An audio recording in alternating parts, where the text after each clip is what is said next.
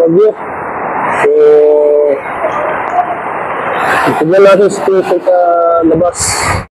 Yan po mga kalingap, dito po nga tayo sa Calawag at medyo hanggang tuhod na po yung baha. Ito po yung epekto ng bagyong 1 dito sa lungsod ng Naga. So, sarado na po lahat ng mga establishment. At kanina nga po ay sobrang lakas po ng buhos ng ulan. At una pong tinamaan po ng eye wall po yung Pandan dito po sa may Catanduanes. So, papunta po siya ng Pulilio Island. So, yan po. Baha na po rito sa Naga. At sobrang lakas po ng hangin mga kalingap, mga kasagap. Dito tayo sa labas. Ayan po yung arko ng Calawag. So, marami pong ulan ng dala po nito at hangin. Ayan po tayo mga kababayan. Ayan. Ibig na po yung kutsi, hanggang tuhod na po yung ano po ng tubig, pagbaha. At marami pa po tayong pupuntahan. At ipapakita ko po sa inyo ang situation po dito sa Naga. At sikunsi po yung mga puno po ay nagsasayawan na po. At tumataas na po yung level po ng tubig. Kalingap. Yan po yung ano po dito sa Villa Marilac, lungsod ng Naga. Dito sa Calawag. So, mamaya-maya po ay tataas pa po yan. Patuloy pa rin pong pagbuhos po ng ulan. At bukas ng Monday morning ay nasa West Philippines na po siya. At Monday ay kalabas na po ng bansa. So, hindi naman po tayo, hindi ko po kiniklaim na ako po ay expert. Yun po ay kumukuha tayo ng sagap ayon po sa ulat po ng Pag-asa. So, nagtumba na po yung mga kahoy. Ayan, yung mga sanga. At wala pong katawa-tawa po rito sa aming lungsod. Yan, umutor lang po kami dandahan ng aking kapatid. Ayan, kaya po yung kapatid ko. At sobrang lakas po ng hangin po dito sa labas, mga kalingap. Mas wala na po talagang ano po talaga yung alas po yung mga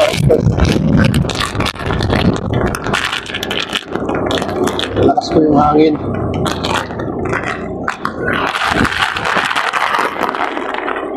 Ito po yung sitwasyon ngayon po sa lungsod ng Naga. So, yung nakarang pong bagyong Christine, hindi naman po gaano lalakas po yung ulan. Medyo mas maano po yung Christine, yung baha. Makabot ng 400 mm. Mas po nagbisto lang ghost town po itong aming lugar sa Naga. Ayan. Yung sitwasyon.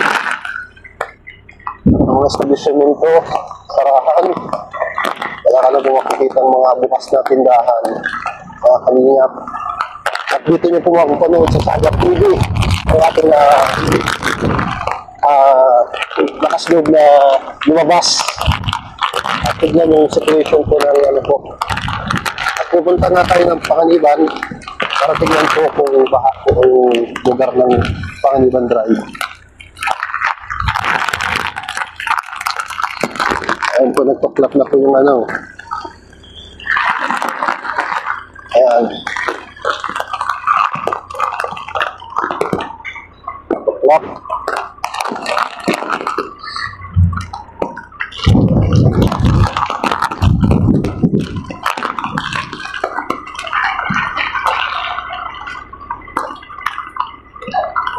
Halos tubig po yan po ang ano po ngayon.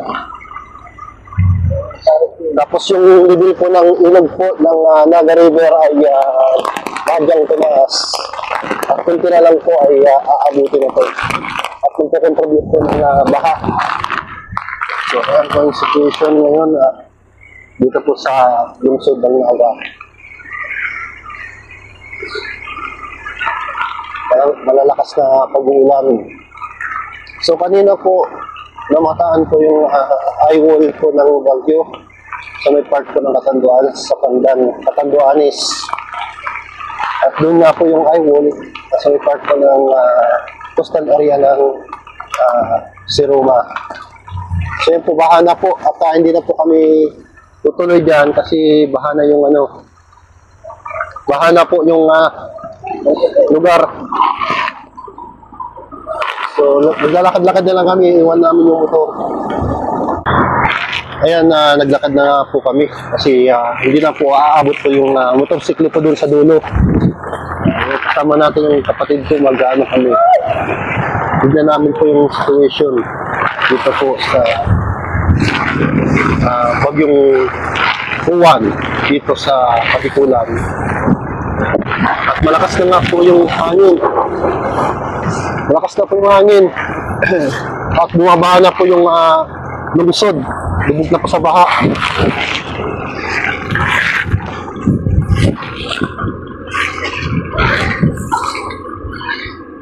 At mamaya hanggang tataas pa to hanggang Baywang kapag patuloy pong pagbuhos ng ulan.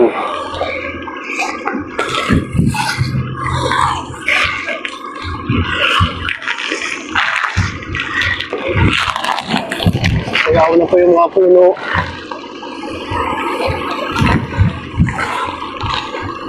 Andakad kami din sa Pangaliban Drive. Lubog.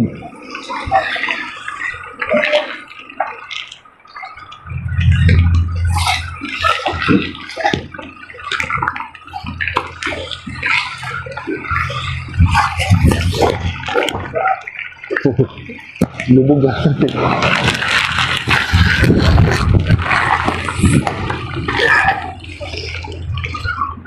Ako mga kalingap. So mamaya po ay bukas ay tutungo naman po ito sa Isabela.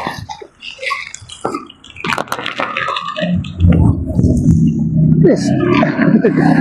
Lubog pa lang hindi.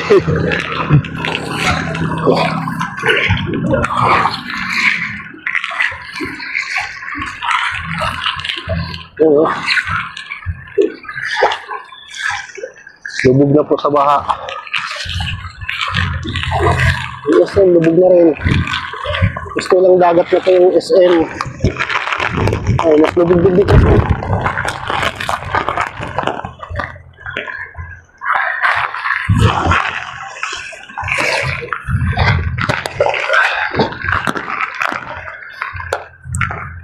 Pero yung pinakasentro po ng bagyo kanina po dito sa Bicol Region is Catanduanes. Dahil nga po makakapal po yung kaulapan, so makapal din po yung pagbagsak po ng ulan. Kanina.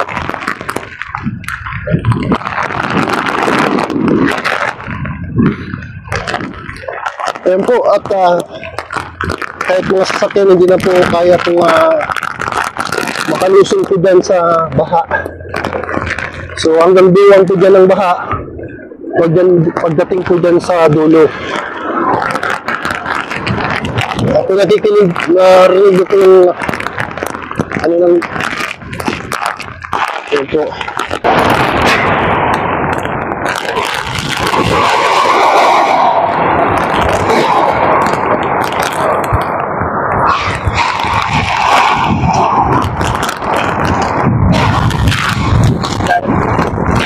Po at yung yero. Nagtatakla ko na po yung mga yero. Kanina pa, hindi na tayo tutuloy po doon kasi baka lumipad po yung yero po sa SM. Ayan, baka lumipad po yun. Sa may park po dito, baha. Kasama natin yung kapatid ko. So pinakita ko lang po sa inyo ang sitwasyon po dito sa Naga. At yan po, baka na rin po, tumataas po yung level ng tubig. Hindi na nga po makabante yung motorsiklo.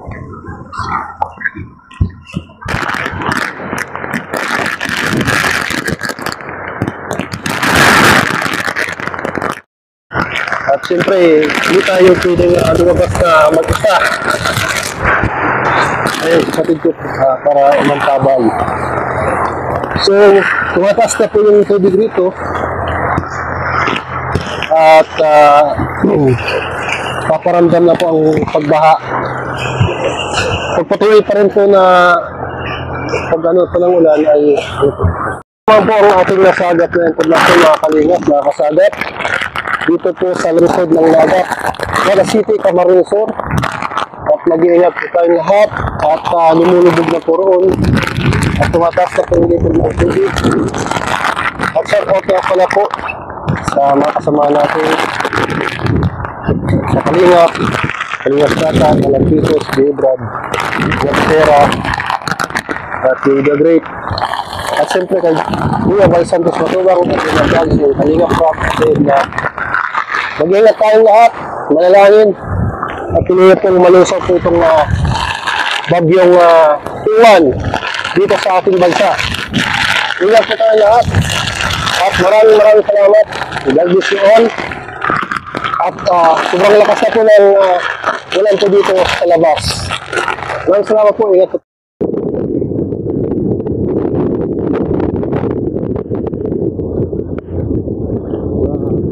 Nilibot at yun nga, may natumbang puno na rito. Siguro sobrang lakas po ng hangin. Halos nadaganan po yung bahay. Yun nga po yung sinasabi ko. Yung inaalala ko yung bahay po namin, kaya po nag-evacuate kami sa landing pad. Dahil nga po dun sa likod namin ay may kahoy na kaparehong ganito. So nag-aalala din po ako sa bahay namin kasi yan yung sitwasyon.